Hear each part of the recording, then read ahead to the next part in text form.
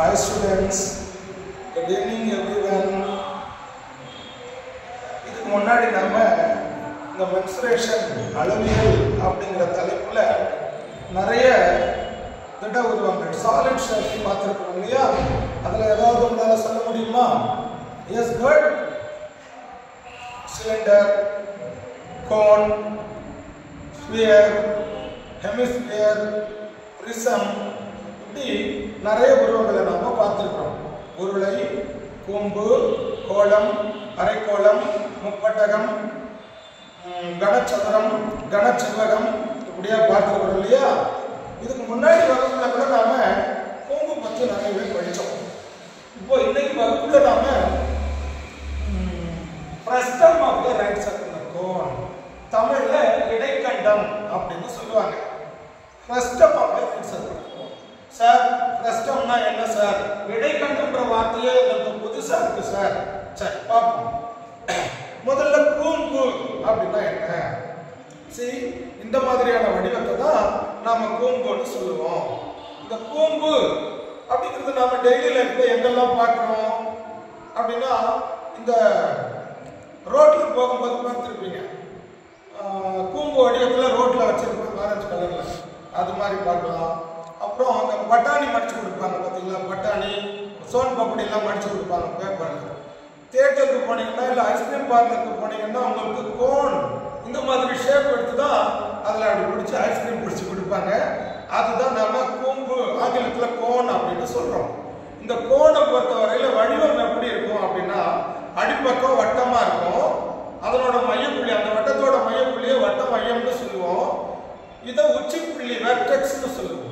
இந்த வெர்டெக்ஸுக்கும் இந்த அடிப்பகுதி வட்டத்துக்கும் வட்டத்தோட மையப்புள்ளிக்கும் இடையில இருக்கிற தொலைவை உயரம், கூம்பின் உயரம்னு சொல்லுவோம். அதை வந்து நம்ம இமேஜின் பண்ணிக்கலாம். கூம்புக்குள்ள அந்த வெர்டெக்ஸ்க்கும் இந்த மையப்புள்ளிக்கு இடையில ஒரு கோடு இருக்கிறதா இமேஜின் பண்ணிக்கலாம்.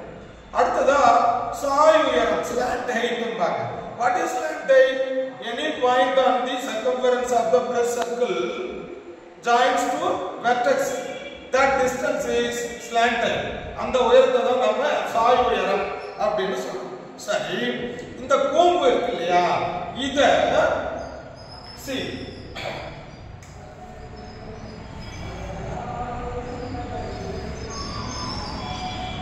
இந்த கூம்பை நாம ஒரு பிளாட்டா, அதாவது அடிப்பக்கத்துக்கு இணையாக ஒரு பிளேட் தளம் மாதிரி வெட்டுறோம். அப்படி ஹரிசாண்டலா வெட்டுறோம். அப்படி வெட்டும் போது என்ன நடக்குது தெரியுமா? இந்த மாதிரி இந்த கூம்பை நாம இந்த மாதிரி வெட்டும் போது ரெட் கலர் லைன்ல மார்க் பண்ணிருக்கோம். வெட்டும் பொழுது ஒரு சிறிய கோன் ஒன்று, ஏற்கனவே இருக்கிற ஒரிஜினல் கோனை விட ஒரு சிறிய கோன் கிடைக்குது. அது மட்டும் இல்லாம இந்த மாதிரியான ஒரு உருவம் கிடைக்குது. அது என்ன உருவம் பாருங்க? அதனோட மேல் பகுதியில ஒரு சின்ன வட்டமும் கீழ்பகுதியில ஒரு பெரிய வட்டமுமா ஒரு உருவம் கிடைக்குது. எப்படி இது?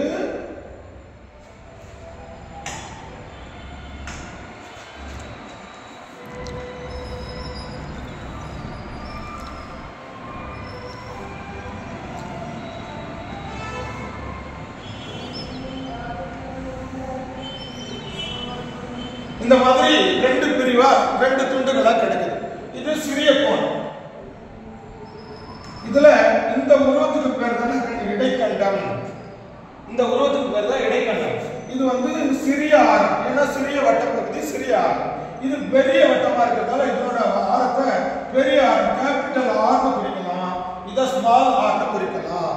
இந்த இடைக்கண்டத்துல இந்த வட்ட சிறிய வட்டத்தோட மையப்புள்ளிக்கும் அடிப்பகுதி வட்டத்தோட மையப்புள்ளிக்கு இடையே உள்ள தொலைவை உயரம் ஹெச்னு சொல்லலாம்.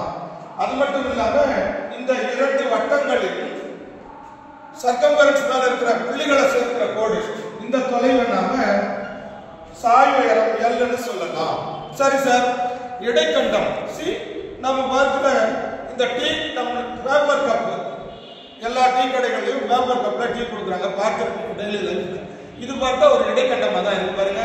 இது ஒரு பெரிய வட்டம், இது சிறிய வட்டம், இது ஒரு இடைக்கண்டம். அடுத்து அதே டீ கடையில கண்ணாடி டம்ளர், இதனோட மேற்பகுதி பெரிய வட்டம், இது சிறிய வட்டம். இதுவும் ஒரு இடைக்கண்டத்திற்கான உதாரணம்.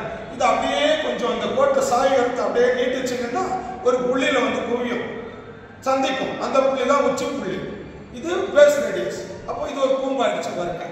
அடுத்து இந்த ever silver stainless steel tumbler நம்ம வீட்லயே பார்க்கிறோம். அடிப்பகுதி சிறிய வட்டமா இருக்கு, மேல் பகுதி பெரிய வட்டமா இருக்கு. இதுவும் ஒரு இடைக்கண்டத்துக்கு உதாரணமா சொல்லலாம். சரி சார், இந்த மாதிரி இடைக்கண்டங்களை பார்க்கணும். இந்த இடைக்கண்டம் அப்படிங்கிறத எப்படி டிஃபைன் பண்ணலாம், வரையறுக்கலாம். வரையறுக்கிறத விட இன்னும் எப்படி புரிஞ்சுக்கிற மாதிரி சொல்லலாம்னா, ஒரு பக்கெட் இருக்குல்ல, வீட்டில் பார்க்குற பக்கெட், அந்த பக்கெட்டை கவுத்து வச்சா எப்படி இருக்கும் அதை சொல்லிய bucket. an inverted bucket is can be taken as a best example for frustum. See bucket, this is a bucket, right? And that is inverted.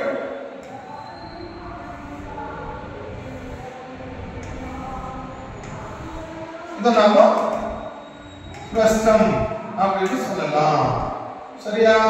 small r, capital R, distance between the center of the circle is h and this is l. Okay, I think I hope all would have understood clearly about this frustum, right? Thank you.